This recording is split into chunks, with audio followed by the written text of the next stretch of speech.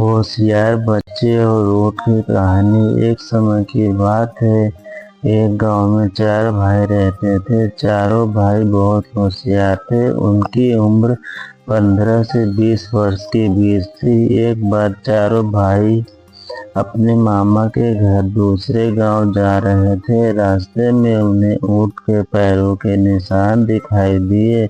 थोड़ा आगे चलने पर उन्हें एक व्यक्ति अपनी तरफ आता दिखाई दिया। जब व्यक्ति उनके पास आया तो उसने चारों भाइयों से पूछा, मेरा ऊँट कहीं खो गया है क्या? तुमने आसपास ऊँट कहीं दिखलाई दिया है? चारों भाइयों में से सबसे बड़े भाई ने पूछा, क्या ऊँट का एक पैर टूटा है? तभी दूसरा भाई बोला, क्या ऊँट की पूंछ कटी हुई है?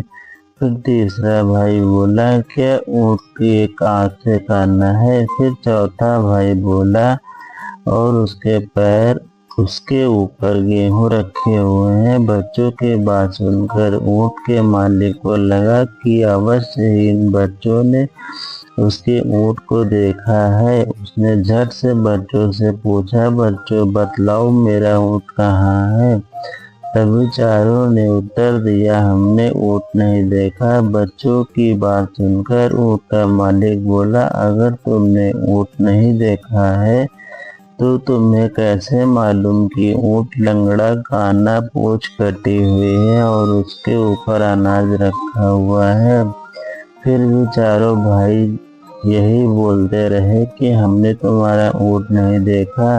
ऊँट के मालिक को चारों भाइयों पर शक हुआ कि इन्हीं ने ऊँट चुराया है। ऊँट का मालिक चारों भाइयों की शिकायत लेकर राजा के पास पहुंचा और राजा से शिकायत करते हुए बोला, महाराज मेरा ऊँट कहीं गुम गया है और इन चारों भाइयों ने मेरे ऊँट का हुलिया बतलाया है, किंतु कहते हैं कि हमने तुम्हारा ऊँट नहीं देखा है।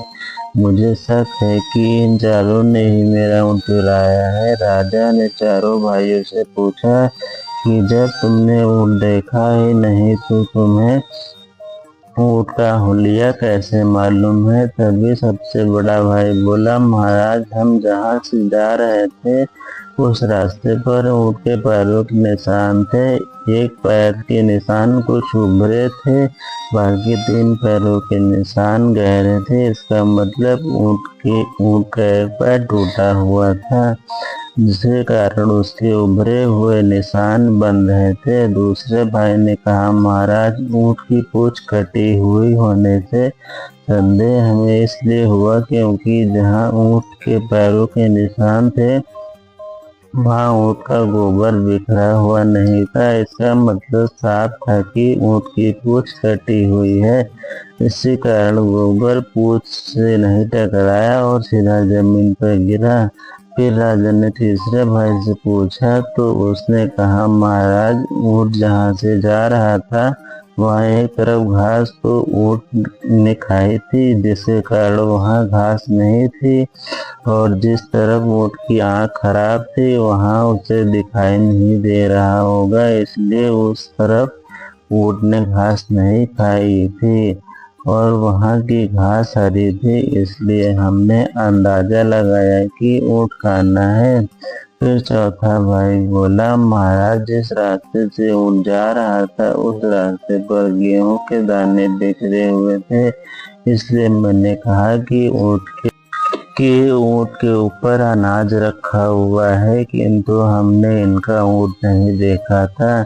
चारों के उत्तर सुनकर उनकी बुद्धिमत्ता पर राजा बहुत प्रसन्न हुआ और राजा ने चारों भाइयों को अपने सलाहकार मंडल में जगह दे दी। धन्यवाद।